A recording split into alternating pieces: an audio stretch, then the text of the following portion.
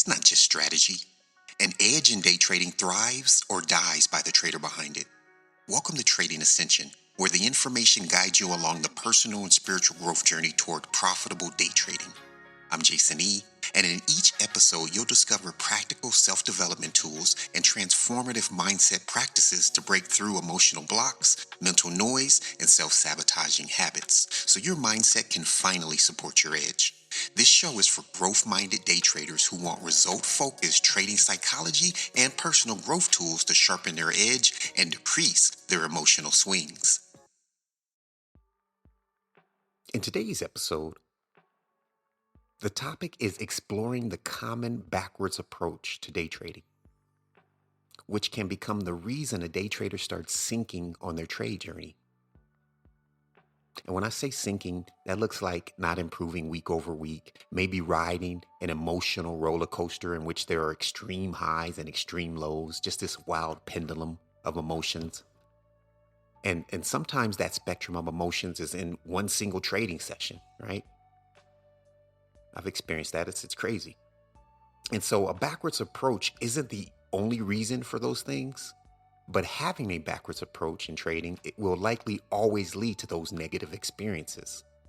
So I don't know. I don't think this message is going to apply to everyone. And I'm glad personally that I got this message somewhat early on the journey, and it was only by chance and because I surrounded myself by the right people. You see, when we knowingly or unknowingly focus on improving trading results instead of trading skill development, we fall into this backwards path. And that's the more known trap. But today, we're addressing a more hidden violation of trading improvement. And let me do one of my favorite things and paint this picture with an analogy. Let's say the trading journey is akin to crossing an ocean on a small sailboat. Now, off the top, just thinking about it, this trading journey already has its challenges. But what increases the difficulty of this voyage is weighing down the boat, making it less seaworthy. What can happen is, in the searching for solutions, we make our vessel, ourselves, so heavy that it tips over when a wave hits, that's adversity, or so heavy it just slowly sinks. Our trading career goes down and down until we, feel forced to quit. Now, neither are our desires, right? And that's why I say it's a hidden path of destruction, because we don't say consciously, I'm going to take these actions over and over that drastically hurt my chances to succeed, right? We don't say that. So let's talk about what makes us heavy boats as day traders. And you might be surprised at what actions are actually harming you.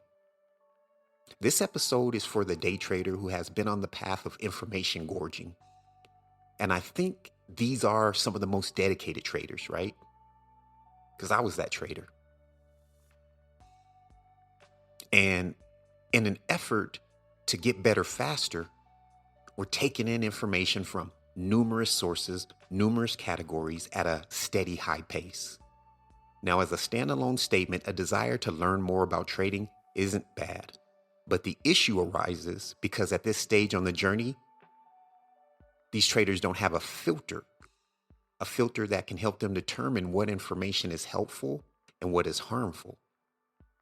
And you see it a lot, right? So here's an example. I keep somewhat of a pulse on the YouTube trading industry, right? And its perspective, because, social media, you do what works, right? So if a video is going viral, there's a chance all the channels are going to be doing it. And it's just kind of a rhythm that it flows with. So currently, for some reason, and maybe it's, the age of Aquarius, it's happening all over the world, but specifically in our industry, there is a phase in which that trading gurus are getting exposed for being frauds. What's interesting is the videos that are made about them, right? And the comments on these videos, they're both filled with people who claim to have been negatively impacted by these gurus. I'm saying like angry people, hurt people, sad people. Then of course there's just haters, just want to see anybody fall. But of course it's not, and the people claiming injury, and of course it's not like physical injury. I'm talking more like a court type injury claim. I believe these people who got misled by these quote unquote gurus didn't have the information that you're going to get on this show today. So here's this week's perspective shift. And this is one of my favorite nature stories. It's called The Monkey Trap. Have you ever heard this? So monkey hunters, they will hollow out a coconut and place one of those Criollo bananas through the narrow hole. I don't know if I'm saying that right, but they're those small bananas. Have you ever had them? I tried them. They're tropical. I had one, or a bunch actually. I was tearing them up on my last trip in Costa Rica. Amazing. If I tried it without seeing it, I would think I was chewing on banana bubble gum. It is way more banana flavor than any banana I've ever had. And it makes, and they're tiny, they're small, right? Way smaller than these giant bananas we have here in the United States. It makes what I eat in the morning just taste so bland. Anyway, I'm kind of going on a tangent. They were great. But they take a small bunch of these bananas and they put them through this narrow coconut hole, right? And this hole is just big enough for the monkey's open hand to fit in. So the hunter places these coconuts where the monkey can find them. Bananas are inside, and the monkeys come excited for that sweet reward. They can smell it. They're shaking it, right? They know it's in there. And they stick their hand in the hole and they grab the bananas. And then they try to pull their hand out of the hole. But here's the thing. The straight open hand went in, but now that closed fistful of bananas will not come out of the narrow hole, right? So the hand feels stuck for the monkey. So the monkey, it yanks wildly. It refuses to let go. It pulls harder and harder. And then as time passes, the hunter's walking up, delivers a blow to the skull. It's over for the monkeys. You see, just like a trader seeking all the information they can find, the monkey was trapped not by the trap, but by two things. Its overindulgence in what it was attempting to hold on to, and its unwillingness to let go of holding on to too much. That's the backwards approach. We reach for everything, every guru, every strategy, every indicator, thinking more will make us, and we're thinking subconsciously, it's going to make us safer, better, faster, more money. But we end up with a fistful of knowledge that we can't pull through the narrow opening of actual trading improvement.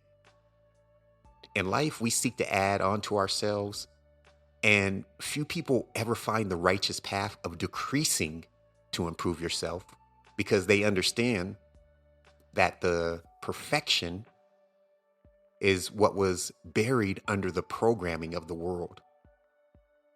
So the shift I'm suggesting is to consider having more information may not be the direct path to your next trading goal. You see, we have to realize trading is a game of increasing by deduction. And a lot of these things I'm talking about today, we know, but we don't put them into practice. The more you decrease in certain areas, the better you get. There's a certain level of what you need to know, and anything onto that starts to make your boat heavy. And I heard that extreme mountain climbers shed gear as they make their way up the camp or up the mountain, right? They have these base camps. And if they want to reach the summit faster, all the stuff they started with, the ropes, what do you call those things? Are they carabiners? So, I don't know, extra water, right? All the stuff they're carrying. But I'm told at the last base camp, a lot of that stuff stays for that final ascension to the top of the mountain. Now, it's obvious if we decrease mistakes, decrease the amount of times we lose per day, the amount of money we lose per trade, decrease confusion, decrease unnecessary chart noise, decrease mental baggage, right? It's obvious when we decrease those things, we rise. But still knowing this and it being so obvious, there's still this voice saying, I need to win more. I need more indicators, more. I need more ways to predict the market's movements. But this is the backwards path. So let's talk about why we may seek to know more and the problems it causes.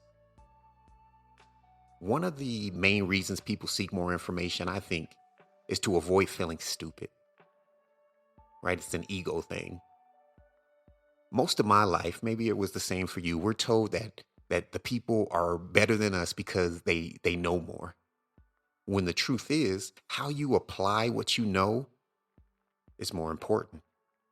So this worldly pressure to know more, even if you're not going to do more with it, forces those who want to improve seek more information. But it's not always that knowing more equates to doing more and getting better results, right? Shout out to all the trivia gurus like myself, right? Holding on to all this random information. One day, right, I'll need to know this. And there's an old saying, those who can't teach. Now, this isn't always a true statement, but what it does do is it points to the fact that knowing and doing are different, not one and the same. So a novice trader, they sit in front of the charts and in front of the market, and they continue to take losses.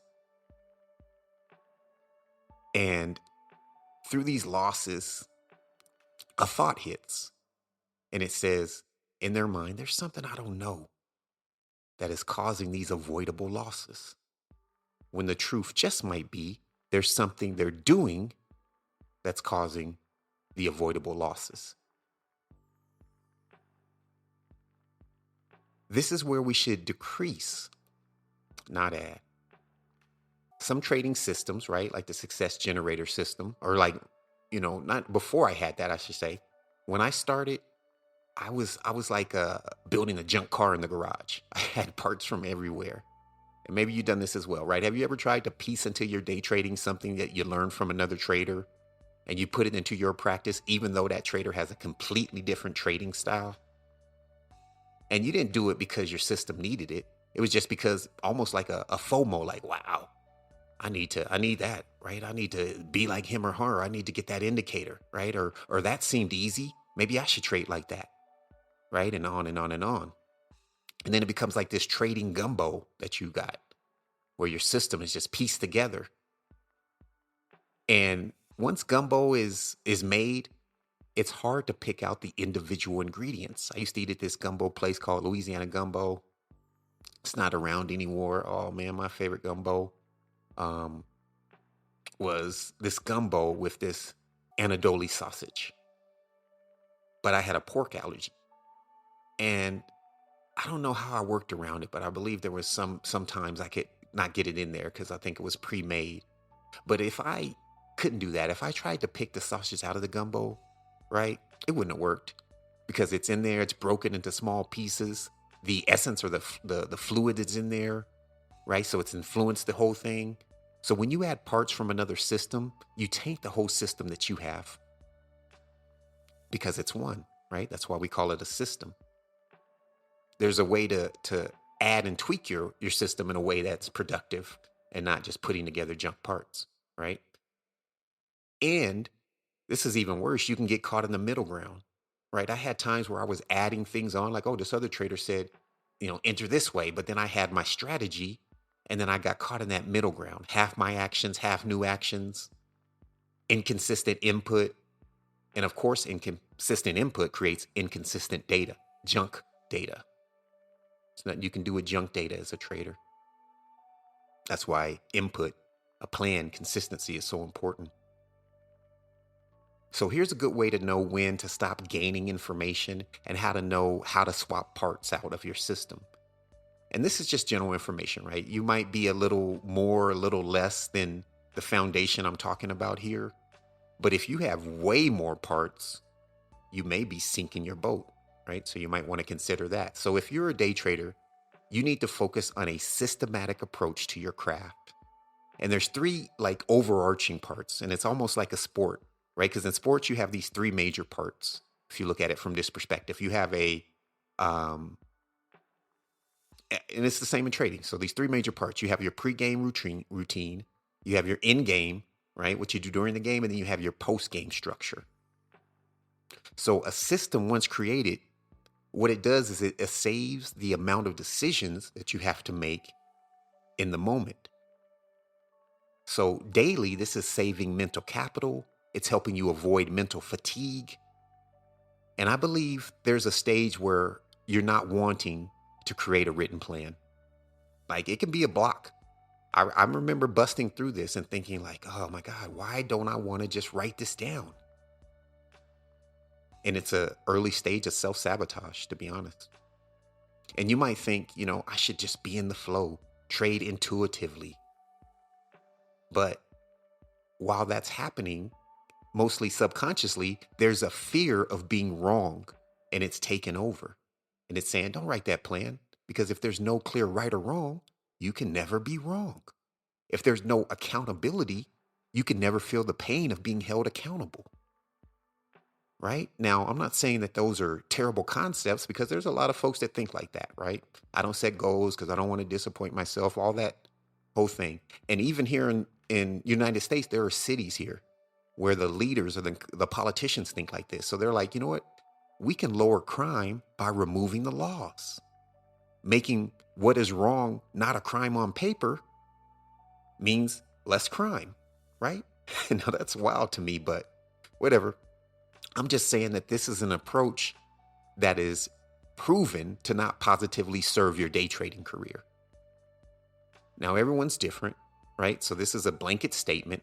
I'm trying to not be so absolute in what's worked for me and my personal beliefs, while not, towing the line and trying to cater to everybody, because things work and things don't work, right? And I don't know if people are lying, but I just hear things of, and it just makes me think that, there's different approaches. We all have our own dimension. So if I'm kind of in the gray area on some of these things, it's because I haven't talked to every single trader in the world, right? So there are always exceptions, but the exception is not the rule. So it doesn't have to be your truth. But I'd confidently say that if you don't have a written plan for your trading, from my experience, man, you can't even imagine, like you can, if you went to the future and look back in time, you wouldn't be able to imagine how far you are from consistent profitability when you're trading without a plan. Very far. Think, and it doesn't mean you can't close that gap quickly, but think about building a car, right? And the goal is to go to the gas station and get some gas. That's what you want to do. I'm building this car in my garage. And when I go to that gas station, roll it up there, push it up there, tow it up there, or put a can in there so it can make it there, whatever. When I do that, that's my victory. But right now, you only have 2 tires in the garage. Right? That's how far away you are from that goal of consistent profitability if you don't have a plan. You need a plan. Think about it. Think about this. Right? And this is a sports analogy. Right? A player wants to go to the professional level. So there's 2 players. One has a written plan, one has no plan. And listen to how they talk, because you can hear the I don't have a plan traders when they speak. The player with no plan says, I made 15 3-pointers last week, right? Maybe they're talking to a scout. I made 15 3-point baskets last week in basketball. And the player with a plan says, I make just under 50% of the 3-pointers I shoot. So you see, one is focused on the process. One is focused on the outcome. The no plan hooper is proud. Like 15 shots I made, baby. How many y'all make? Right? And because they have a system, they just have to compare. They don't even know if 15 is good or not. They're just proud of it. Like, oh yeah, 15 I made. But they don't have a plan, so they don't even know if that's good. And the scout, of course, has more questions. Well, how many did you shoot, right? They got to ask more to figure out the context of what that even means. It's short-sighted perspectives that hold you back. Now, 40%, right? That can be analyzed. That can be studied. That can be improved. That can be compared. So that guy who's shooting 40% 3-pointers has that log data. They have a future. And it's weird because as much as trading is a money game, it's also not a money game, right? It's just kind of the outcome. And that's why, and a lot of people believe this, that it is more of a money game than it is. And that's why fake gurus get traction, because they can toss out a few videos of the shots they made, right? And people are like, oh, yes, I want that. Look at that car. Look at that result. Look at that number on the screen. but the system player has longevity building. So back to the three parts, right? Big picture. There's a pre-trade routine, and you should have the goal in this routine before you trade of getting focused into a state of clarity, locked into the day's mission. You want to make sure everything is functioning and ready to deploy. I remember I took a killer trade one morning a few years ago, and I was so excited. I'm like, ooh, trade copiers on. This times 15, right? Only to realize the copier wasn't on. I made 15 times less from a simple oversight. One button wasn't turned on, and I don't remember how much it was, but let's say 1,000, right? It could have been a lot more. Could have been 15 times more. Now, within the Trading Success Generator system, there's what we call market context wisdom, right? And that's where we add on based on mistakes, right? So I needed a system check added to my morning routine. And I'm saying, hey, never again will this fall through the crack. Now part of my written plan is you check your tools. You make sure everything's on before you start trading, right?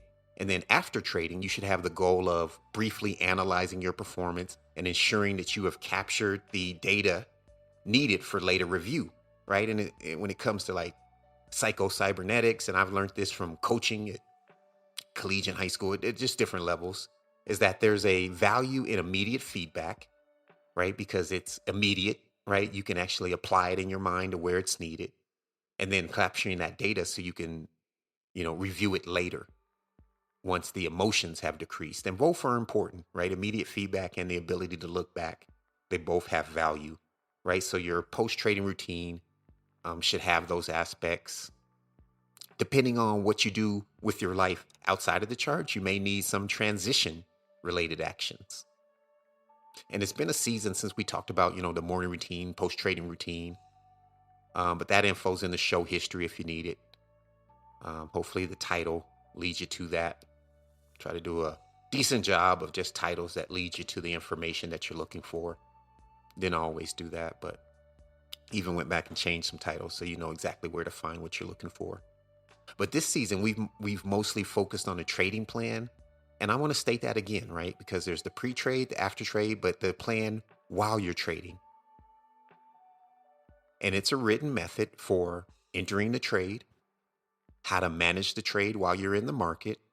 And then also in this written plan is what factors have to happen for you to stop playing, for you to exit the market. And this is the foundation, right?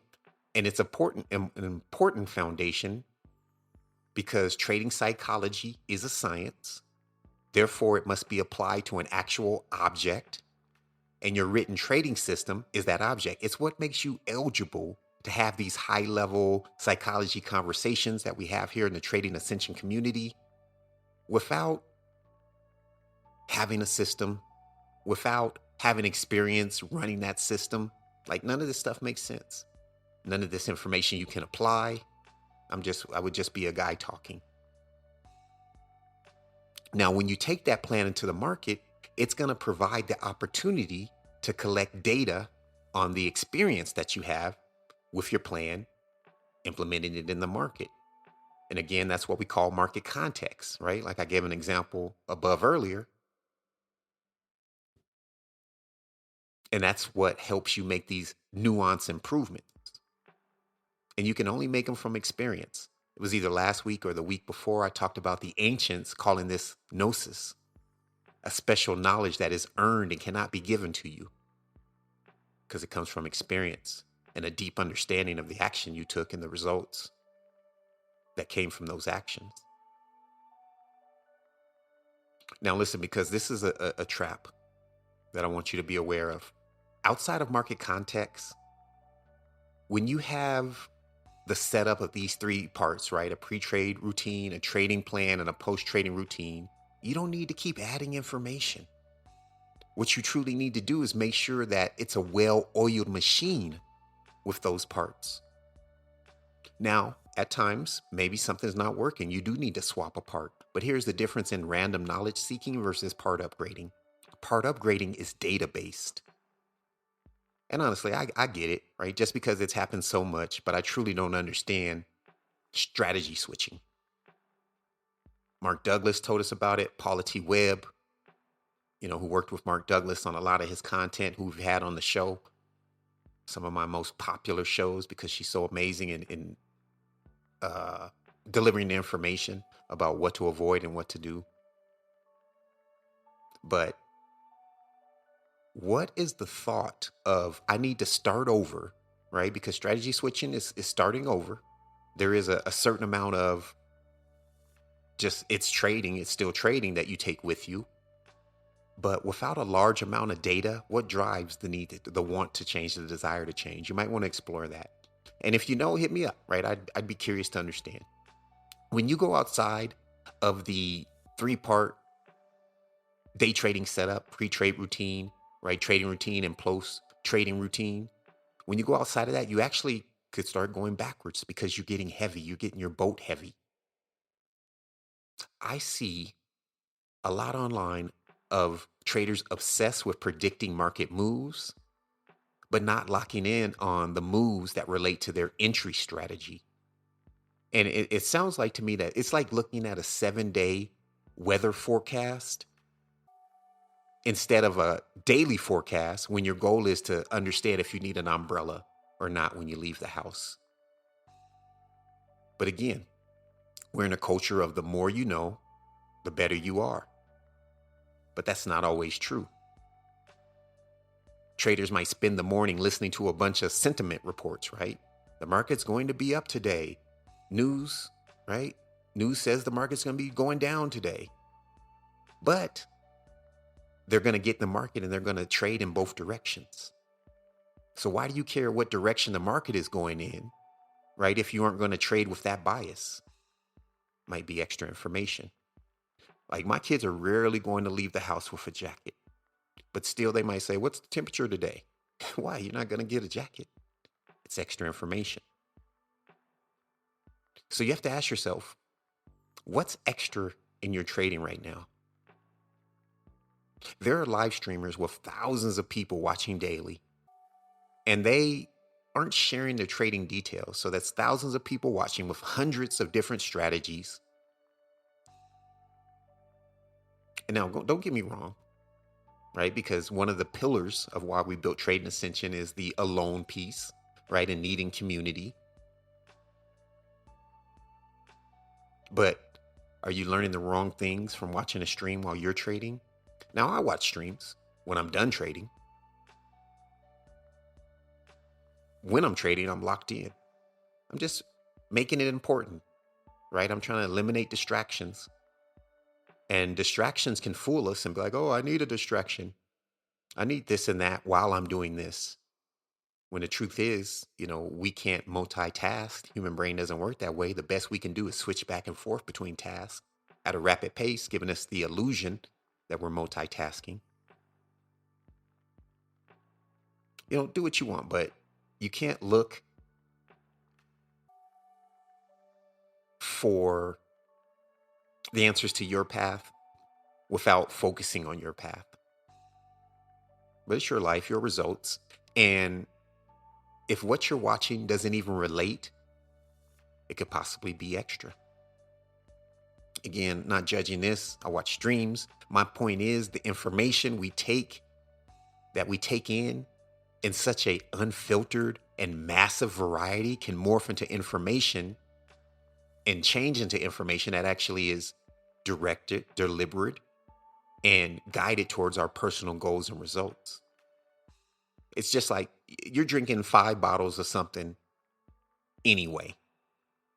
And then you switch from 5 bottles of Coke into 5 bottles of water. You're going to be better off.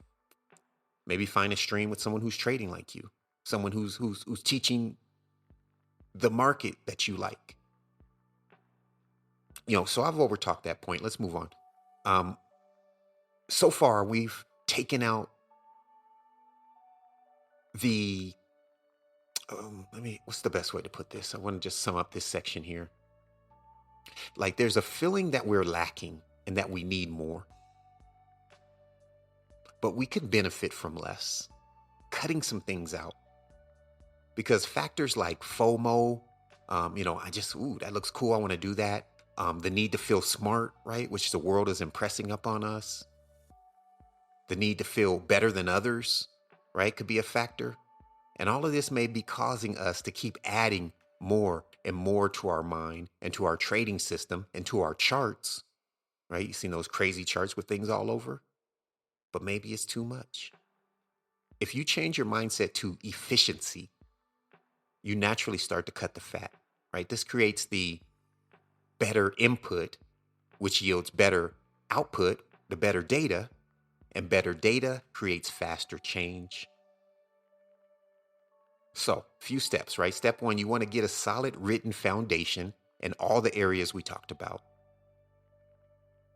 Possible step two, I'm just kind of making these, well, I have these steps, but it's not like a system of these steps. But the second step would be make data supported changes only when you're changing your system. Add to your system only to solve clear problems and make sure that the add-on is a clear solution for that exact problem. No more of that, wow, that's cool, I need to add that, right? Or adding for the sake of novelty. Oh, I've never seen indicator or style like that. Let me try it. You got to lock into what you're doing. Hold on to it. Squeeze the coal until it's a diamond. Don't look for diamonds. Instead, it's more like this would be an example, right? This move doesn't work past a certain time, right? I can see that in my data. I start doing this research with the goal of not like half entertainment, half let's see what I find, more of I'm researching.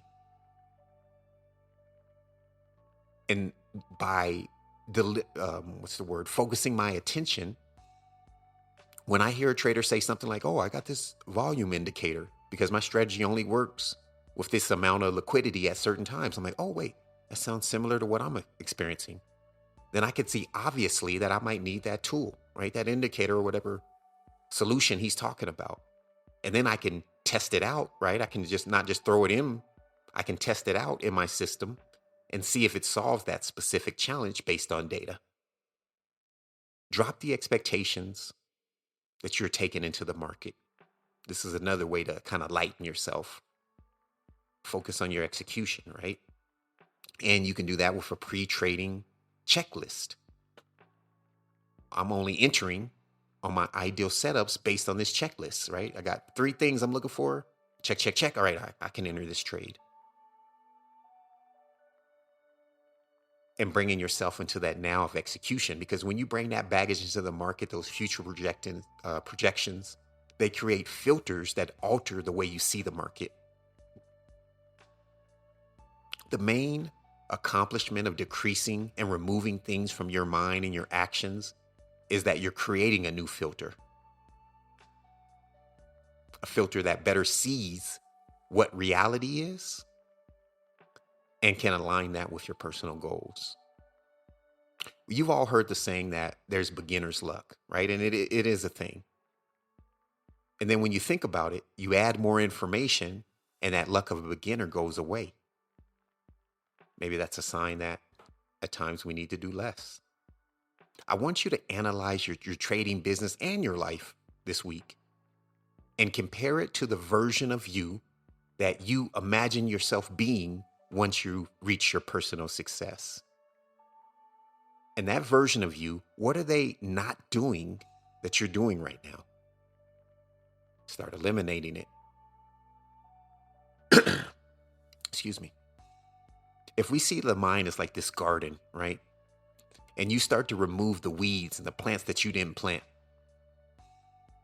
then you can find more room to grow your true desires on the garden of your mind. You take control of that garden. Another huge place that's an opportunity for decreasing and lightening your load so you can move forward towards your personal success faster is in your reactions. Reactions are just built-in assumptions, right? When you react to something with heightened emotion, it's a result that lets you know that event and the contrast to that story, you're holding on to something. You're holding on to something. So your reaction to like losing a trade, this is an example. Your reaction to losing a trade because you have a misconception or story of how much losing is involved in long-term trading success. You're reacting to news, right? Oh, the war here, war there, because you're, and I'm talking about these heightened emotions. You're reacting because you hold on to a story of how the world should work. You judge people because of a story within of how people should show up on earth, how they should act. All of this can be baggage. And instead of, spending tens of thousands of dollars to have someone dig into past lives or hypnotize you and give you permission to let go of these things, like I have, you can release the reaction and then the stories fade, because these reactions have so many stories playing out with them, and that's why the emotion is heightened. So by just releasing your reaction to certain things, you're doing some true shadow work to yourself, and you're improving yourself in a way that, maybe you can't even imagine, but hopefully you can. So decreasing the energy reactions that you have to things is a great way to lighten your boat for your life and for your trading, so you can navigate and sail to success. And let me close with this. Attention is a currency that most people devalue. Let's say you have a land, right? And for you, it's just a lot in the back of the house, outside of your house lot, and all you see is dirt. But a land survey proved that deep under that land is oil. So now you're getting these offers, and you don't know why. They're not going to tell you. You're getting these offers to buy your land. You think, oh, it's just land, man. You can damn near have it. Just pay me a small fee. I'm not doing anything with that land anyway. Company gets the land, and they prosper for years. And this is how it is with attention these days. You likely don't value your attention as much as you should. And I know it sounds corny, but you're valuable. And you're undervaluing yourself by the way you frivolously, that word's killing me, frivolously spend your super value currency. So frivolously, right? You're wasting it. That's what I'm trying to say. Maybe you need to pay attention to less. Because ask yourself, why does TikTok, YouTube, all these social media sites, why do they have algorithms with the goal of keeping you on the site longer? Why do they want your attention? Why do games never end? I was playing Roblox, or Roblox, whatever you call that game, with my son a few years ago. And on the platform, there's all kinds of games, just scrolling forever. So we choose a game, and we had to protect this military base. And after about 15 minutes, I was like, okay, how do we win? When do these attacks stop? My son was like, it never ends. And it wasn't always like that. Games used to have endings back in the 1900s, right? Playing games in the 80s and the 90s. Games ended. But today's games, they just want to steal your attention as long as you'll give it to them.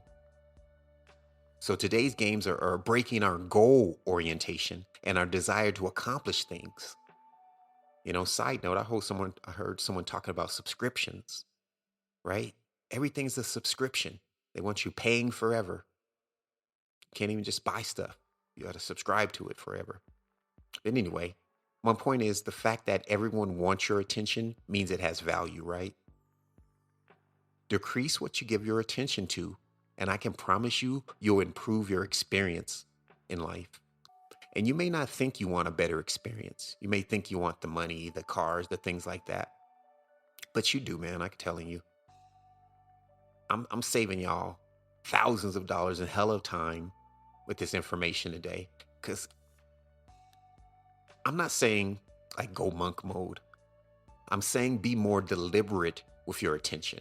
Focus on what you want, not what's just fed to you online for numerous hours a day, right? Just scrolling, what's going to happen, right?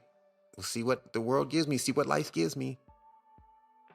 No matter what your stance is on religion or spirituality, I hope you can contemplate the truth that your natural essence has more power than your worldly self with the world add ons. Have you ever had to close apps on your phone to make it work better? Like, oh, I got too many damn apps open. Do that with your life. Close some apps. Decrease in the areas that we've discussed and collect data to see if it works for you. And you can log how it makes you feel, the results you get in your relationships, the results you get in your job, the results you get in your business, the results that you get in your trading. And you're seeing the input and the output, and you're looking at it, and that's called deliberate living. And that means that you understand that life is a sum of what you think, what you believe, and the actions you take, and you can consciously monitor that equation of your life. Excuse me. And it's cumbersome to start with because you're trying to add that to the things that you're doing. But what makes it natural, because it is natural, it's what you were born to do, is decreasing other frivolous things that aren't returning value to your life. So those activities that aren't returning value, you start decreasing them. And you start to prioritize your experience consciously. Have a great week, traders. Lighten your boats to stay afloat. And here's to being the hero of your story.